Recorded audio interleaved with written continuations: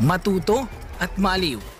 Mag-subscribe sa Learning Express 101 dahil dito marami kang mapupulot na kaalaman.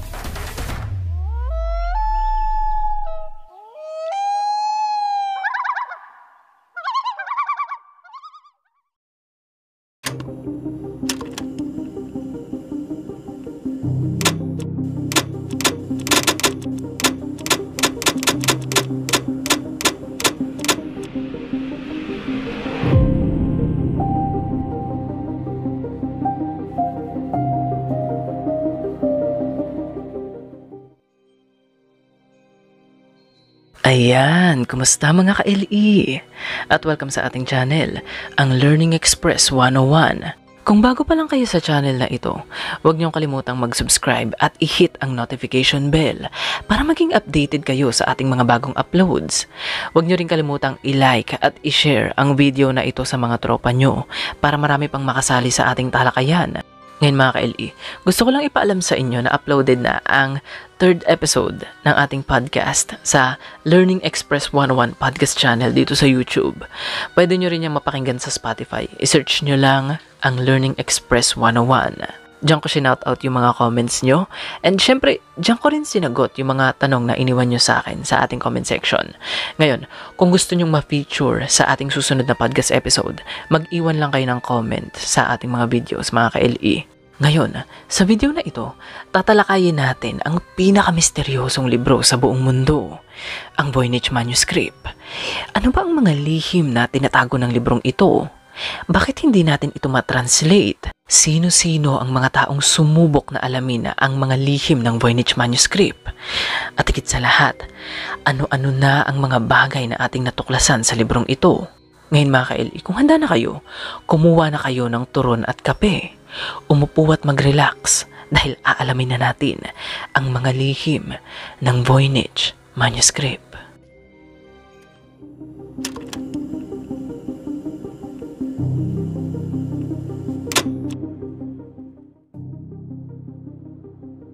Ang Voynich Manuscript ay ang itinuturing na pinakamisteryosong libro sa buong mundo na hanggang ngayon ay hindi pa rin natin nare-resolba. Ito ay kasing laki lamang ng isang tipikal na libro at tinatayang ito ay naglalaman ng 240 pages habang ang ibang page ay nawawala. Sa mga pahina nito, matatagpuan ang mga kakaibang sulat at mga guhit ng larawan na mukhang nagmula sa isang makulay na imahinasyon. Tulad ng mga kakaibang halaman, damo at bulaklak, mga kastilyo at dragon, larawan ng mga kababaihang naliligo o nagbababad sa tubig, mga zodiac symbols at astronomical objects na may muka tulad ng araw, buwan at iba pang mga bituin. Kaya nananatiling misteryo ang librong ito ay dahil walang sino man ang nakakaunawa o nakakabasa sa mga bagay na nakasulat dito. Hindi lang yan mga ka-LE. Ang halos lahat ng aspeto ng Voynich Manuscript ay literal na misteryo magmula sa kahulugan ng mga nakasulat dito, saan ito nagmula at kung sino ang sumulat ng librong ito. Wala tayong ka-idea.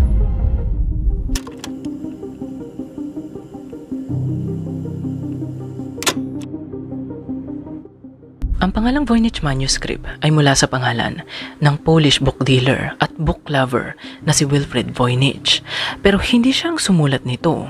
Ngayon mga ka-LE, kung hindi si Wilfrid Voynich ang sumulat nito, edi sino? Walang masyadong alam ang mga eksperto sa maagang kasaysayan at sa pinagmula ng Voynich Manuscript.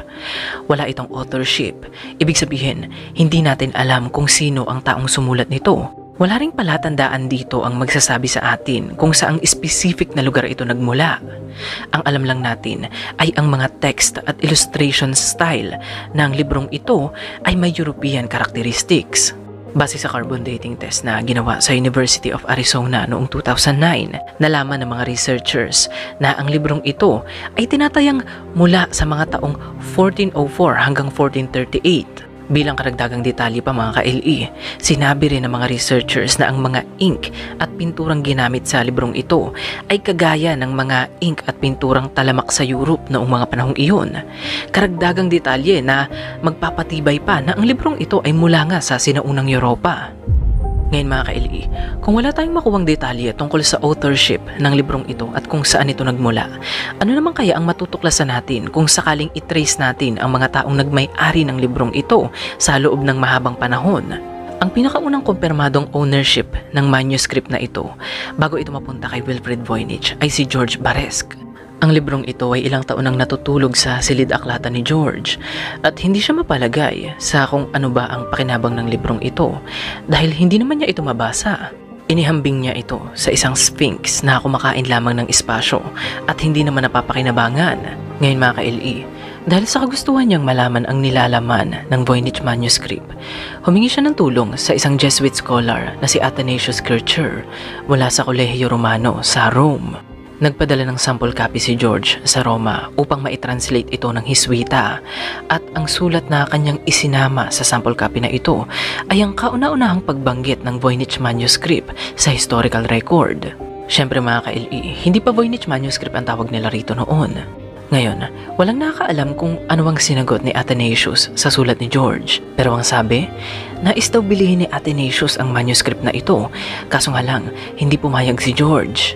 Nang pumanaw si George Baresque noong 1662, ang manuscript na ito ay napunta sa kanyang kaibigan na si Johannes Marcus Marci, isa sa mga opisyal ng Charles University sa Prague. Ngayon mga ka-LE, kasama ang isang cover letter, ipinadala ni Johannes Marcus ang librong ito kay Athanasius noong 1665. Siya yung Jesuit scholar sa Roma na gustong bilihin ang librong ito kay George. Ito yung letter na sinulat ni Johannes Marcus nung ipadala niya sa Roma ang manuscript mga ka-LE. Ngayon mga ka-LE, may interesanting bagay na nabanggit si Johannes Marcus sa letter na ito. Sa ikatlong paragraph, nabanggit niya ang ilang impormasyon na posibleng maglantad kung sino ang mga taong posibleng nagmay-ari ng Voynich manuscript bago ito mapunta kay George Baresque. Ayon sa third paragraph mga ka-LE, sinabi sa kanya ng isang Dr. Raphael na ang Voynich manuscript ay mula sa koleksyon ng Holy Roman Emperor na si King Rudolph at nakuha ito ng emperador sa isang book dealer sa halagang 600 ducats. Ngayon, sinasabing ang halagang 600 ducats na binanggit dito ay katumbas ng humigit kumulang 2 kilong ginto. Ngayon mga ka-LE, mayroong isang transaction mula sa purchasing record ni King Rudolph ang nagmatch sa kwento na ito. At ito ay ang kanyang pagbili ng pambihirang libro mula sa book collector na si Carl Wideman noong 1599 na nagkakahalaga ng 600 florins. Ngayon, posible kaya na ang Voynich manuscript ang tinutukoy sa transaksyong ito?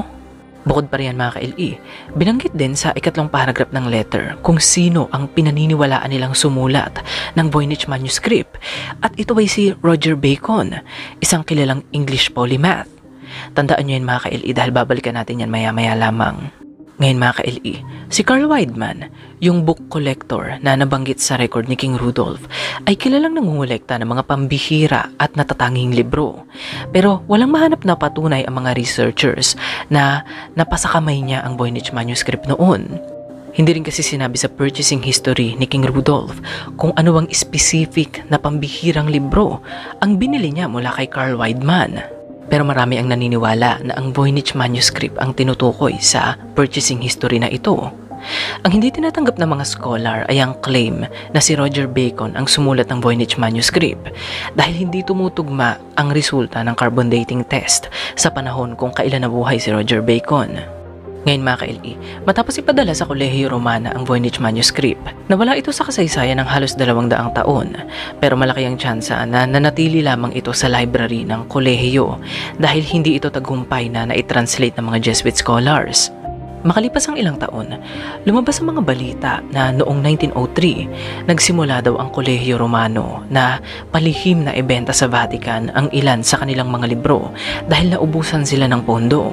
Ang bentahang ito ay nangyari noong 1912, pero hindi na uwi sa Vatican ang lahat ng libro na kanilang binenta. Dito na pumasok si Wilfrid Voynich mga ka-LE. Nagawa niyang bilhin ang 30 manuscript na mapupunta sana sa Vatican at isa ang Voynich manuscript sa mga librong ito. Ngayon mga ka-LE, 7 taon ang ginugol ni Wilfrid Voynich sa paghahanap ng mga scholars na makakagawang i-translate ang mga nakasulat sa manuscript na ito, pero ang pagod na ito ay nauwi sa wala. Nang pumanaw si Wilfrid Voynich noong 1930, Ang librong ito ay napunta sa kanyang asawa na si Ethel Voynich. Siya ay pumanaw naman noong 1960 at napunta ang librong ito sa kanyang matalik na kaibigan na si Anne Neal. Ngayon mga ka-LE, itong si Anne Neal, binenta niya ang librong ito sa isang book dealer na nagngangalang Hans Kruse noong 1961. Ayon sa kwento, sinubukan daw na muling ibenta ni Hans ang librong ito sa ibang tao. Kaso nga lang, walang nagnanais na bumili ng libro na hindi naman nila mababasa ang nakasulat. Kaya noong 1969, idinonate na lang ni Hans ang librong ito sa Yale University kung saan nakalagak ang misteryosong librong ito hanggang ngayon. Ngayon mga ka-LE, ang pinakamalayong ownership ng librong ito na pwede nating balikan ay si Carl Wideman at ito ay papatak lamang sa mga taong 1580s.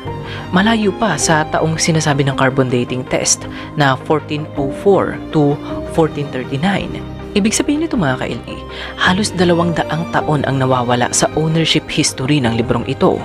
Bago pa ito mapunta kay Carl Wideman, wala na tayong idea kung kaninong kamay ito napunta. Ngayon mga ka-LE, dahil malaki ang blanco sa kasaysayan ng Voynich manuscript, may mga teorya tuloy na nabuo tungkol sa pinagmulan ng librong ito.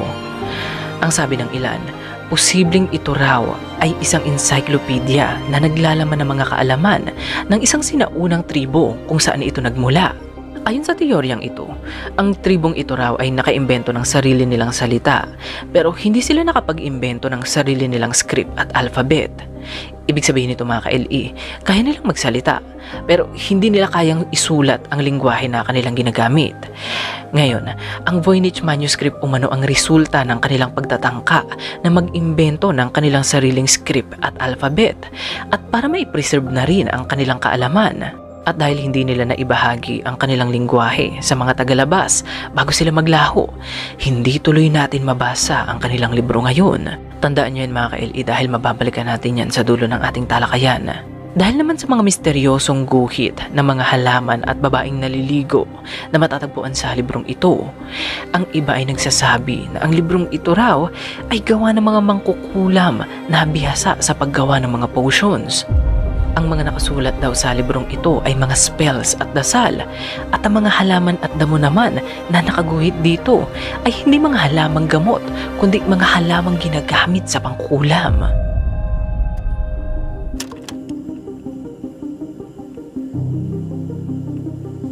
Ngayon mga ka-LE, simula noong mapunta ang librong ito sa Yale University, nagtulong-tulong na ang iba't ibang expert mula sa iba't ibang panig ng mundo. Matranslate lamang ang librong ito. Kahit na malayo pa tayo sa posibilidad na mabasa ang kabuuan ng Voynich manuscript, marami-rami na rin tayong natuklasan tungkol dito. Una, alam na natin na ang mga nakasulat sa librong ito ay may palatandaan ng isang tunay na lingwahe. Kaso nga lang, hindi natin alam kung ano ang lingwaheng yun at ang script na kanilang ginamit. Ibig sabihin nito mga ka-LE, ang mga panghungusap sa Voynich manuscript ay nagre-representa ng isang totoong lingwahe at script. Hindi ito isang code. Nasabi ng mga eksperto ang bagay na ito dahil ang mga letra at simbolo sa mga panghusap ng Voynich manuscript ay paulit-ulit na lumilitaw sa isang consistent na style. Gaya ng paraan ng ating pagsusulat ngayon. Natuklasan din ng mga researchers na aabot sa 3 tao ang nagtulong-tulong magawa lamang ang librong ito. Posibleng 2 tao ang tumapos ng pagsusulat sa mga pangungusap at ibang tao naman ang responsable sa mga makulay na drawings. Lumalabas din sa investigasyon na merong nag-retouch ng mga drawings at writings sa manuscript na ito. Ito ay natuklasan ng computer scientist na si George Stolfi ng University of Campinas sa Brazil. Natuklasan niya na maraming bahagi ng Voynich manuscript tulad ng drawings, page number at mga text ang may palatandaan na merong nagpatong ng bagong tinta sa mga ito ilang taon matapos itong magawa. Yan ang mga palatandaan na may nag-retouch na ng ilan sa mga nilalaman ng Voynich manuscript mga ka-LE at ito ay napatunayan sa pamamagitan ng mga makabagong high-resolution color scan technology. Ngayon mga ka-LE, nadiskubre rin na ang ilan sa mga salitang nakasulat sa manuscript na ito ay may halong Latin letters pero hindi pa ito puspusang na pag-aaralan. At tulad nga ng sabi ko kanina, wala pang tagumpay na nakakapag-translate ng mga pangungusap sa librong ito, mapa-amateur man yan o professional na cryptographer. Nagtulong-tulong pa nga ang mga American at British code breakers ng World War I at World War II. At maski sila, hindi rin sila nagtagumpay. Dahil dito, maraming nagmungkahi na baka ang language at script na ginamit sa librong ito ay mas malapit sa mga Asian language, tulad ng Chinese at Vietnamese sa halip na European. Kaso nga lang mga ka-LE, hindi ito tumutugma sa European characteristic ng Voynich manuscript. May ilan naman, tulad ni Professor Stephen Bucks ng University of Bedfordshire na nag-theorize noong 2014 na ang Voynich manuscript daw ay posibleng nakasulat sa isang sinaunang Germanic dialect. Pagdating naman sa mga drawings at illustration mga ka-LE, hinati ito ng mga researchers sa iba't ibang kategorya. Nariyan ang kategorya ng mga herbs para sa illustration ng mga halaman, damo at bulaklak. Para naman sa illustrations ng mga astrological symbols tulad ng araw, buwan at zodiac. Nariyan ang kategorya ng cosmology at astronomy. Nariyan din ang kategorya ng pharmaceutical dahil naniniwala ang mga researchers na may kinalaman sa medieval traditional herbal medicine ang ilang bahagi ng librong ito. Nariyan din ang kategorya ng recipe o recipe book. At para naman sa illustration ng mga babaeng naliligo o nagbababad sa tubig, nariyan ang kategorya ng balneology o therapeutic bathing. Ngayon mga ka-LE, dahil sa mga illustrations na ito, hinala ng mga researchers na kung sino man ang sumulat ng Voynich manuscript, marahil ay ginagamit niya ito bilang una, isang pharmaceutical guidebook. Ibig sabihin nito mga ka-LE, posibleng ito ay isang sinaunang traditional herbal medicine book na ginagamit ng mga tao upang kanilang matukoy ang mga halamang gamot. Ang hinalang ito ay bunsod ng katotohanan na ang ilan sa mga halamang nakaguhit sa librong ito na natukoy na ng mga expert ay itinuturing na herbal medicine ng mga Europeans noon. Pangalawa, kinukonsidera rin ng mga researchers na ang librong ito ay nagsisilbing astrological at astronomical guidebook. Ito ay dahil noong 1400s, ang mga importanteng aktibidad ng mga tao tulad ng pagtatanim, pag-aani, paghahanap ng mga halamang gamot, bloodletting at marami pang iba ay kanilang inaayon sa mga specific na buwan. Ganun pa man, ang mga interpretations na ito mga ka-LE ay itinuturing pa ring espekulasyon. Ang nasisiguro lang ng mga researchers ay ang ilang successfully identified na mga halamang nakakagamot at ang mga zodiac symbols at diagrams na matatagpuan sa Voynich manuscript. Ngayon mga ka-LE, dahil sobrang hirap isolve ng misteryong ito kahit na magtulong-tulong pa ang mga eksperto, marami ng teorya at espekulasyon ang lumitaw tungkol sa librong ito. Maraming nagsasabi na kaya mahirap itong i-translate ay dahil ito ay nakasulat sa isang secret code. Siguro, isinulat ito ng mga author sa ganitong paraan dahil naniniwala sila na ang librong ito ay naglalaman ng mga secret knowledge. Ang iba naman ay nagsasabi na kaya ito mahirap isolve ay dahil ito ay isang hoax o fake o wala talaga itong malalim na ibig sabihin. May mga taong nagsasabi na ang librong ito ay walang katuturan, isa lamang daw itong sinaunang prank. Noong 2006 naman mga ka-LE, lumabas ang isang teorya mula sa investigative writer na si Nick Pilling na nagsasabing ang Voynich manuscript ay gawa ng 15th century Italian architect na si Antonio Averlino. Ang teoryang ito ay tumutugma sa mga carbon dating test pero hindi pa napapatunayan na may connection nga ang dalawang ito sa isa't isa. Ang isa pang teorya ay bumase naman sa plant identification technique ayon kay Jules Janek at Arthur Tucker. Posibleng ang Voynich manuscript ay mula talaga sa Mexico at hindi sa Europe. Nasabi nila ito mga ka-LE dahil ang mga illustrations ng mga halamang matatagpuan di umano sa librong ito ay matatagpuan lamang sa Mexico. Ngayon mga ka-LE, ang teoryang ito ay mabilis ding napabulaanan dahil maraming illustration sa Voynich manuscript tulad ng mga halaman, bulaklak at damo ang matatagpuan sa Europe, North Africa at West Asia. Ang ibang teorya naman ay nagsasabi na si Wilfrid Voynich mismo ang gumawa ng Voynich manuscript para lokohin ang mga tao. Sinasabing malaki ang posibilidad ng teoryang ito dahil si Wilfrid Voynich ay isang antique book dealer at alam daw niya na mabibenta niya ito sa malaking halaga sa oras na mapaniwala niya ang mga tao na misteryoso ang librong ito. Ngayon mga ka-LE, mabilis ding napabulaanan ang teoryang ito sa tulong ng carbon dating test.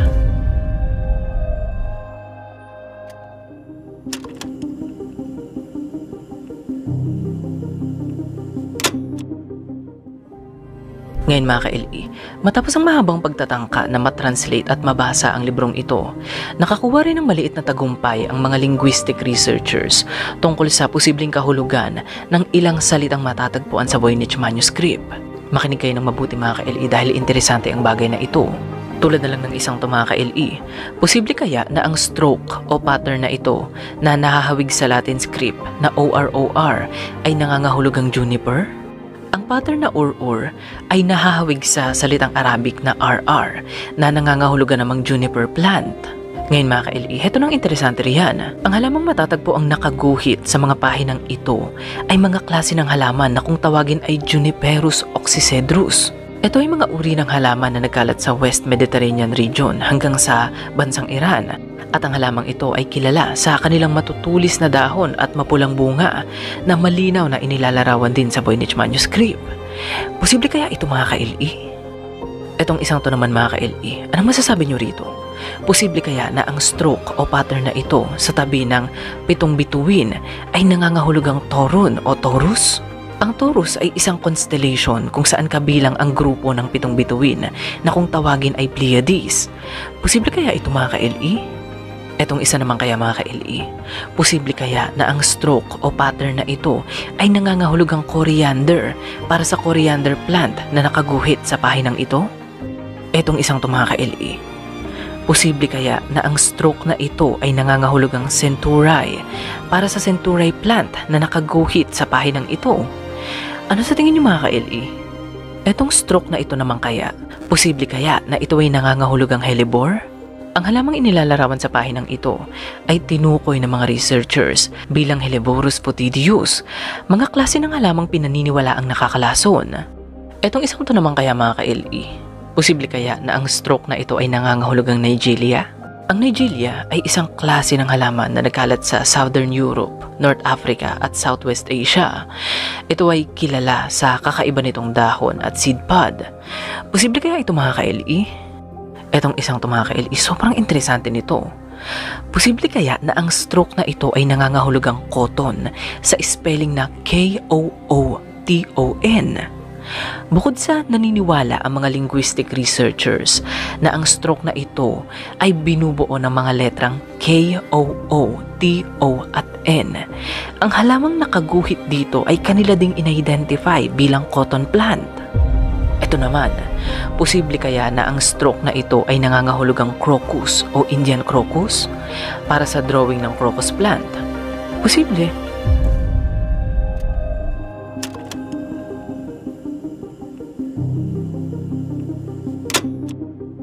Ngayon mga ka-LE, syempre, hindi natin pwedeng basta-basta sabihin na sigurado tayo sa mga ito.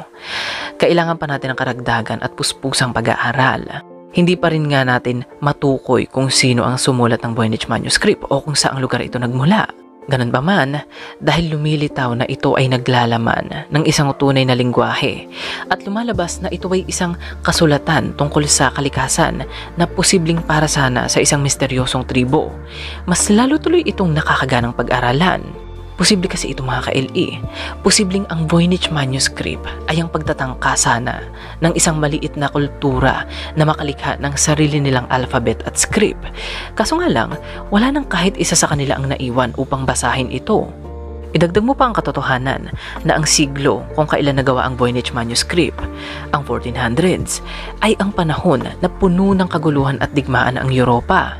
Yung halos 200 years na nawawala sa kasaysayan ng Voynich manuscript noong ito ay magawa ay ang panahon kung kailan sunod-sunod ang digmaan at pananakop ng malalaking imperyo ang nangyayari sa mga Europeans at kabilang sa mga biktima ng mga pangyayaring ito ay ang mga maliliit na tribo at kultura.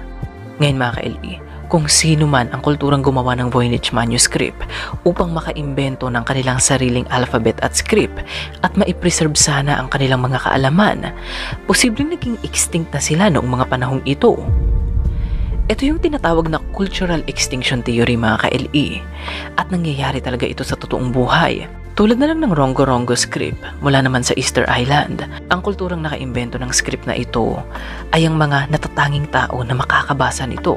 Kaso nga lang, silang lahat ay extinct na, at posibleng ganito rin ang kaso ng Voynich manuscript. Ngayon mga ka-LE, may mga taong nagsasabi na hindi na daw dapat natin pagtuunan ng pansin ang Voynich manuscript. Hindi na daw tayo dapat maglaan ng oras, pera at pagod na matranslate ang librong ito dahil mas marami pa tayong bagay na dapat pagtuunan ng pansin. Tama rin ang puntong ito mga ka-LE.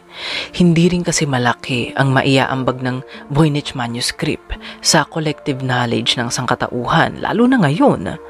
Totoo ito mga ka-LE. Kung sakaling tagumpay nga nating matranslate ang Voynich manuscript, makulay na kwento lang ang maaari nitong maidagdag sa ating kaalaman.